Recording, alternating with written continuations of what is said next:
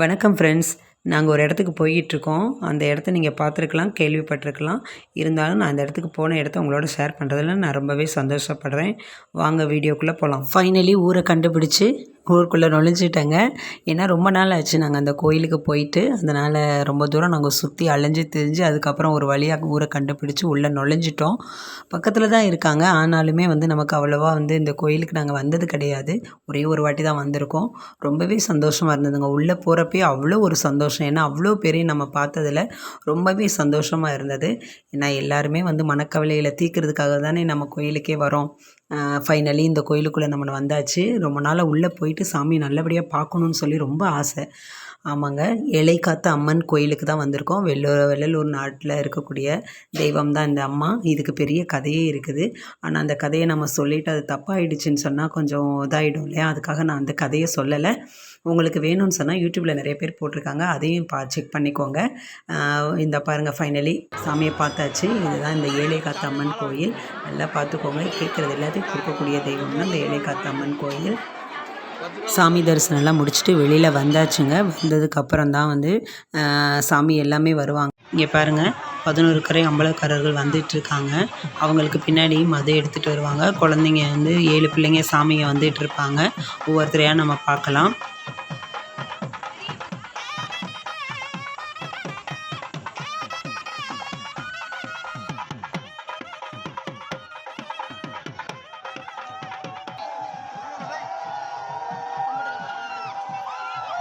அடுத்தடுத்து ஒவ்வொருத்தராக வருவாங்க. அடுத்து 7 பிள்ளைங்க வர்றாங்க. அவங்க கோயிலே தங்கி இருப்பாங்க. அவங்க சாமி பிள்ளைங்க. கோயில் திருவிழா முடிஞ்சதுக்கப்புறம் தான் வீட்டுக்கே போவாங்க. அந்த அளவுக்கு அவங்க சாமி மாதிரி எல்லா இடங்களுக்கும் போயிட்டு வந்துட்டுருப்பாங்க. அவங்களுக்கு அடுத்து பரம்பரையாக அம்பலக்காரர்கள் இருக்காங்க இல்லையா? அவங்களோட மனைவி மக்கள் எல்லாருமே அந்த மாதிரி மது எடுப்பாங்க. மது எடுக்கிறது ரொம்ப விசேஷமானது. அதனால் ரொம்பவே சிறப்பாக கொண்டாடுவாங்க.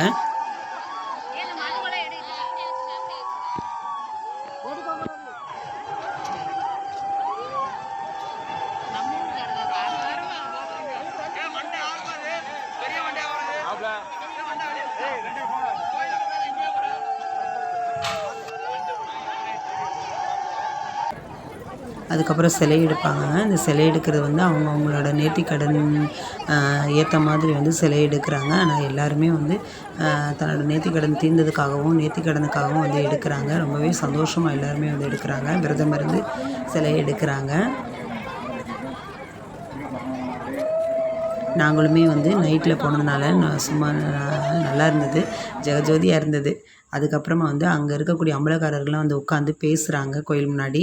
அதுக்கப்புறமா மறுநாள் இருக்கக்கூடிய தேரையும் நாங்கள் பார்த்தோம். நல்லபடியாக இருந்தது. சாமியை தொட்டு கும்பிட்டுட்டு நாங்கள் அப்படியே வழியில் அங்கேருந்து கிளம்பியாச்சு. கிளம்பி வீட்டுக்கு வர வழியில் கொஞ்சம் இதெல்லாம் நடந்தது. அதெல்லாம் பாருங்கள். கோயில் திருவிழாவுக்கு எப்படி ஐஸ்கிரீம் சாப்பிடாம போகிறதுன்னு சொல்லிட்டு ஐஸ்கிரீம்லாம் வாங்கி கொடுத்தாங்க. ஆனால் சாப்பிட்டதுக்கப்புறம் தான் தொண்டை கட்டிக்கிடுச்சு. அதோடு தான் பேசிகிட்ருக்கேன். நல்லா இல்லைன்னா மன்னிச்சிடுங்க. எங்களுக்கு ரொம்பவே சந்தோஷங்க. அதை விட ரொம்ப சந்தோஷம் இந்த வீடியோ உங்களோட நாங்கள் பகிர்ந்துக்கிட்டதில் தான். இந்த வீடியோ பாருங்கள், உங்களுக்கு பிடிச்சிருக்கும். எல்லா வீடியோவுக்கும் எனக்கு சப்போர்ட் பண்ணுற மாதிரி இந்த வீடியோவுக்கும் எனக்கு சப்போர்ட் பண்ணுங்கள். வீடியோ பிடிச்சதுன்னா லைக் பண்ணுங்கள், கமெண்ட் பண்ணுங்கள், ஷேர் பண்ணுங்கள்.